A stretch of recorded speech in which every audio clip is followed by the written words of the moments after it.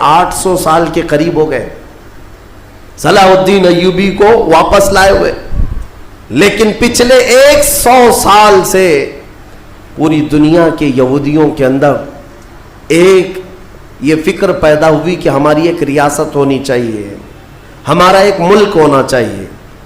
یہ مارے پوری دنیا میں پھر رہے تھے، ہٹلر نے ان کو مارا تو امریکہ میں چلے گئے، امریکہ میں مارے گئے تو برطانیہ میں گئے، برطانیہ سے فرانس میں گئے، جگہ جگہ یہ تھوڑے آباد ہوتے رہے۔ اور اس کے بعد پھر ان کے اندر ایک تحریک پیدا ہوئی 18ویں صدی عیسوی میں کہ تمہاری اپنی ایک ریاست ہونی چاہیے۔ تو ان کی اپنی ریاست، اتنا اپنا ملک چاہیے، کہاں؟ وہی مقدس زمین جو تمہارے باپ داداؤں کی ہے، کیونکہ یہودی یعقوب علیہ السلام کی اولاد میں اپنے آپ کو کہتے ہیں۔ تو اس سرزمین پر جانے کے لیے کوششیں کرتے رہے، لیکن فلسطین اس زمانے میں خلافت عثمانیہ کا حصہ تھی، جو ترکی کے بادشاہ تھے۔ ترکی کے انڈر میں فلسطین آتا تھا، تو وہاں پر ان کی مجال نہیں تھی۔ لیکن ہوا یہ کہ 1914 سے 1918 کے بیچ میں فرسٹ ورلڈ وار ہوئی، دنیا کی سب سے بڑی جنگ، پہلی جنگ عظیم، جس میں ترکیوں نے جرمنی کا ساتھ دیا اور ہار گئے برطانیہ انگلینڈ کے مقابل میں۔ تو ہارنے کی وجہ سے ہوا یہ کہ ترکی کی ساری خلافت ختم ہو گئی، خلافت عثمانیہ کے ٹکڑے ہو گئے۔ 50 ملکوں پر ان کی اکیلی حکومت تھی، سب ٹکڑے ہو گئے، ترکی کو سب ختم کر دیا گیا، خلافت ختم کر دی گئی۔ یہ 1920 میں خلافت ختم کر دی گئی، اور پھر برطانیہ انگلینڈ کے تسلط میں، اس کے قبضے میں فلسطین بھی آیا۔ یہ وہ زمانہ تھا جب ہمارا انڈیا بھی انگلینڈ کے انڈر میں تھا، ہمارا بھارت بھی۔ برطانیہ ہر ملک فتح کرتے ہوئے اپنے اندر لیتے جا رہے تھے، یہ انگریزوں کی عادت تھی۔ تو فلسطین بھی ان کے اندر میں تھا۔ تو اب ان لوگوں نے یہودیوں کے لیے ایک عام اعلان کیا، ڈکلیریشن آف بالفور کہا جاتا ہے، ایک بالفور اعلامیہ، جس میں اعلان کیا گیا کہ دنیا بھر کے جو بھی یہودی ہیں وہ ہجرت کر کے یہاں آئے، انہیں گھر دیا جائے گا۔ 1921 سے پھر فلسطین میں ایک چھوٹی سی بستی میں ان کو بسایا گیا۔ 4000 لوگ پہلے آئے، 4000 لوگ آئے، پھر یہ ہجرت کا سلسلہ چلتا رہا یہاں تک کہ 1947 میں ان کی آبادی 36 لاکھ کے قریب ہو گئی، 30-35 لاکھ سے بڑھ کر کے آگے بڑھ گئے۔ اور اس کے بعد پھر 1948 میں ان ظالموں نے اقوام متحدہ UN کی مدد سے یہ اعلان کر دیا پوری دنیا میں کہ اب یہ فلسطین نہیں ہے، اس کا آدھا حصہ اسرائیل ہے، یہ ہمارا ملک ہے۔ بات در حقیقت یہ تھی کہ UN میں، اقوام متحدہ میں یہ بل پاس ہوا تھا کہ یہودیوں کو بھی رہنے دیا جائے، مسلمانوں کو بھی۔ اس فلسطین کے 2 ٹکڑے کیے جائیں گے، ایک مسلمان فلسطین بنائیں گے اور ایک یہودی اسرائیل بنائیں گے۔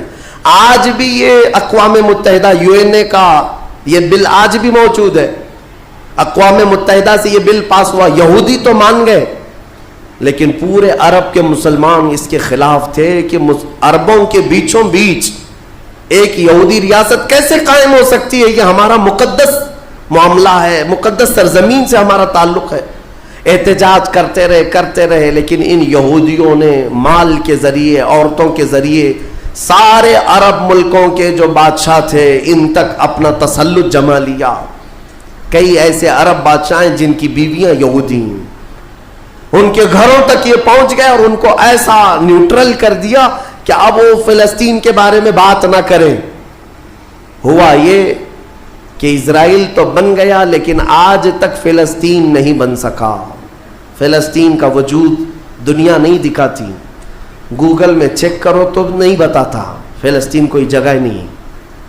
میرے عزیزو، ہر 10 سال پر یہ زمین کو ہڑپتے آج پورا وہ ارض مقدس جس کو فلسطین کہا جاتا ہے 90% یہودیوں کے قبضے میں آ گیا۔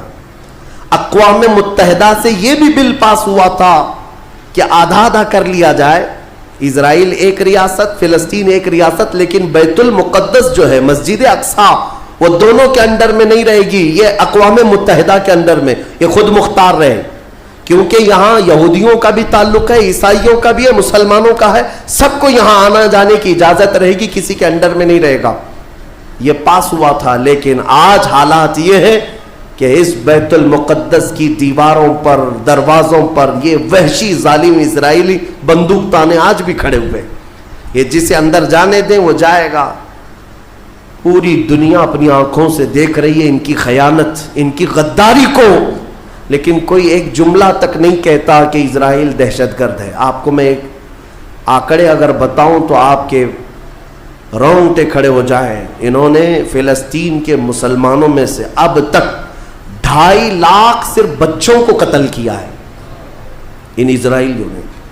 آج بھی یہ ڈیٹا موجود ہے, انٹرنیٹ پہ موجود ہے, بڑی بڑی ویب سائٹس ہیں, انہوں نے شو کیا. اقوام متحدہ کی بھی رپورٹ موجود ہے کہ فلسطین کے کتنے مارے گئے. ان دونوں کی جنگ میں 24 لوگ اگر مارے جاتے ہیں تو 23 فلسطینی ہوتے ہیں, 1 اسرائیلی ہوتا ہے. پھر بھی دہشت گرد فلسطین ہے, آتنکواد فلسطین ہے.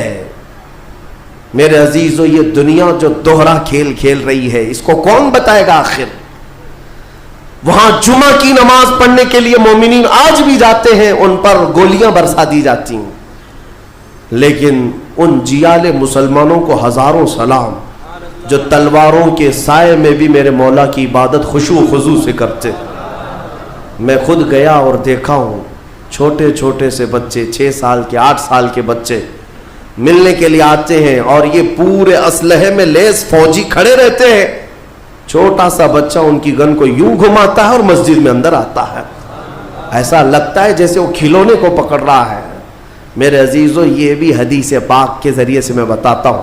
میرے آقا صلی اللہ علیہ وسلم فرماتے ہیں میری امت کا ایک حصہ قیامت تک باطل سے لڑتا رہے گا, قیامت تک باطل سے لڑتا رہے گا, اور ان کی مخالفت کرنے والوں کا ان پر کچھ بھی اثر نہیں ہوگا, اور دنیا میں کوئی بلا بھی پھیلے تو اس جماعت پر کچھ اثر نہیں ہوگا. صحابہ نے پوچھا یا رسول اللہ آپ کی امت کا وہ حصہ کون ہے؟ میرے آقا فرماتے ہیں بیت المقدس کے آس پاس رہنے والے مومنین کی جماعت ہے.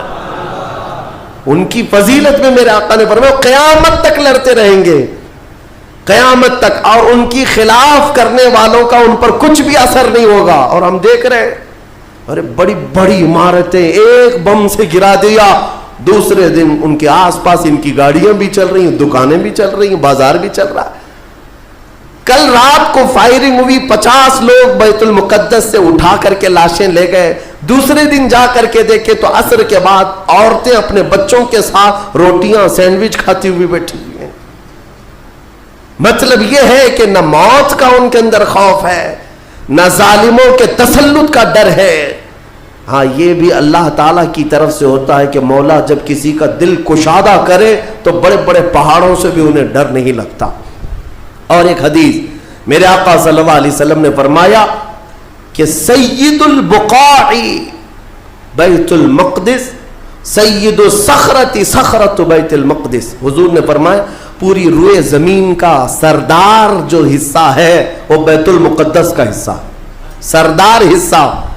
اور گنبدوں میں اگر سردار گنبد ہے تو بیت المقدس کا گنبد ہے, یہ میرے آقا نے فرمایا. اور حضور فرماتے ہیں تم دیکھنا کہ اخیر زمانے میں سارے لوگ اس زمین کی طرف ہجرت کر جائیں گے. جب ایسی ہجرت کا وقت آ جائے حضور فرماتے ہیں فَلْزَمْهُمْ, تم لازم پکڑ لینا, اس جماعت کے ساتھ چلے جانا, کیونکہ خیر پوری دنیا میں صرف وہی ہوگا اور کہیں نہیں ہوگا. اور آج جو حالات دیکھ رہے ہیں نا, یہودیوں کا تسلط ہے, ان کا قبضہ ہے. میرے عزیزو چند دنوں کی بات ہے, میں قرآن سے اور حدیث سے, وقت ہوتا تو میں آج چونکہ یہ جمعۃ الوداع ہے اور یوم قدس کے نام سے پوری دنیا آج منا رہی ہے, اس لیے میں نے تمہارے سامنے یہ باتیں رکھی ہیں. بیت المقدس کیا ہے؟ بیت المقدس کے بارے میں میرے آقا صلی اللہ علیہ وسلم نے فرمایا یہ ہمیشہ اب یہودیوں کے تسلط میں نہیں جائے گا. یہ میرا یقین ہے, دنیا ٹل سکتی ہے مگر میرے مصطفیٰ کا فرمان نہیں ٹلے گا. میرے آقا نے اگر فرمایا ہے تو وہ ہو کر رہے گا. حضور فرماتے ہیں خراسان سے ایک جماعت آئے گی, خراسان سے. خراسان یا افغانستان اور ایران کا کچھ حصہ ہے جس کو پرانے زمانے میں خراسان کہا جاتا تھا. میرے آقا فرماتے خراسان سے کالے جھنڈے لے کر کے ایک جماعت نکلے گی اور وہ اتنی تیزی سے بڑھتی ہوئی بیت المقدس کی طرف آئے گی کہ دنیا کی کوئی حکومت اور کوئی طاقت ان کا راستہ نہیں روک سکے گی، اور وہ جھنڈے سیدھے لا کر بیت المقدس پر گاڑ دیں گے۔ تنصب بإیلیا، میرے آقا فرماتے ایلیا یہ بیت المقدس کی سرزمین کو کہتے ہیں، جھنڈے وہاں گاڑ دیے جائیں گے۔ اور حضور اکرم صلی اللہ تعالی علیہ وسلم نے یہ بھی فرمایا جب تم دیکھنا کہ یہ یروشلم بیت المقدس دار الخلافہ بن جائے، دار الخلافہ کا مطلب راجدھانی، حکومت کرنے کی جگہ بن جائے، میرے آقا صلی اللہ علیہ وسلم فرماتے ہیں فقط دنت الزلازل والبلایا والامور، حضور فرماتے ہیں تو پھر دیکھنا بڑے بڑے زلزلے آئیں گے دنیا میں۔ جب یروشلم کو راجدھانی بنا دیا جائے دار الخلافہ، بڑے بڑے زلزلے آئیں گے دنیا میں، والبلایا اور بہت ساری بلائیں پھیلیں گی پوری دنیا میں، یہ وائرس یہ کنٹینیو آئیں گے، یہ مت سمجھنا کورونا چلا گیا، ہاں یہ سب اب کنٹینیو آنے والی ہیں بلائیں، پوری دنیا میں بلائیں پھیل جائیں گی اور اتنے بڑے بڑے معاملات ہوں گے جن کو تمہارے کانوں نے سنا نہیں ہوگا، حضور نے فرمایا۔ اور یہ دار الخلافہ سے کیا مراد ہے؟ محدثین نے اس میں الگ الگ بحثیں کی ہیں، لیکن میں آپ کو بتاؤں 2017 میں، ابھی 3-4 سال پہلے کی بات ہے، 5 سال پہلے ان یہودیوں نے اپنی راجدھانی ڈکلیئر کر دی، یروشلم ہے، بیت المقدس ہماری راجدھانی ہے، اور سارے سفارت خانے جتنے بھی ایمبیسی ہیں انہوں نے سب وہاں پر منتقل کرنا شروع کر دیا، اور بیت المقدس کی سرزمین کو اپنا کیپٹل سٹی بنانے کا اعلان کر چکے۔ اور میرے آقا کی حدیث صادق آ رہی ہے جب وہ راجدھانی بنے گی اب بڑے بڑے زلزلے ہوں گے اور پوری دنیا میں بلائیں پھیلیں گی اور بڑے بڑے معاملات ہوں گے، اور پھر اس کے بعد میرے آقا صلی اللہ علیہ وسلم فرماتے ہیں ایک دور ایسا آئے گا کہ اللہ ان کو ذلیل و رسوا کر کے اس زمین سے نکالے گا، اور ایک امام برحق کے جھنڈے تلے مومنین جمع ہوں گے۔ پوچھا گیا وہ امام برحق کون ہوگا؟ میرے آقا فرماتے ہیں وہ میری اولاد میں سے ہوگا، اس کا نام میرے نام پر ہوگا، اس کے باپ کا نام میرے باپ کے نام پر ہوگا، اور اللہ اس کو امام مہدی کی شکل میں بھیجے گا۔ ہاں یہ زمانہ بہت قریب آ چکا، یہ زمانہ بہت قریب آ چکا۔ میں بارگاہ رب العزت میں آج جمعۃ الوداع میں یہی دعا کرتا ہوں کہ مولا اگر زندگی کی سانسیں باقی ہیں تو امام مہدی کی فوج میں ہمیں جگہ عطا فرما، ان کے جھنڈے تلے مولا ہمیں امن و امان عطا فرما دے، دنیا سے ظالموں کے چنگل سے مولا ایمان والوں کو آزادی عطا فرما، کفار و مشرکین کے تسلط سے مومنین کو آزاد فرما دے۔ اے رب ذوالجلال احسن الخالقین، اس ماہ مبارک میں اگر تو ہمیں مولا ان راتوں میں ان دنوں میں عبادتوں کو قبول کیا اور بھیک میں کچھ دے تو مولا صرف اتنا دے دے کہ پوری امت کو مولا خیر و عافیت عطا کر دے، کھوئی ہوئی عزت و وقار عطا فرما دے، ہمارے ناحق قید کیے ہوئے بچوں کو مولا آزادی عطا فرما دے، بے قصور جیلوں میں بند ہمارے بچوں کو مولا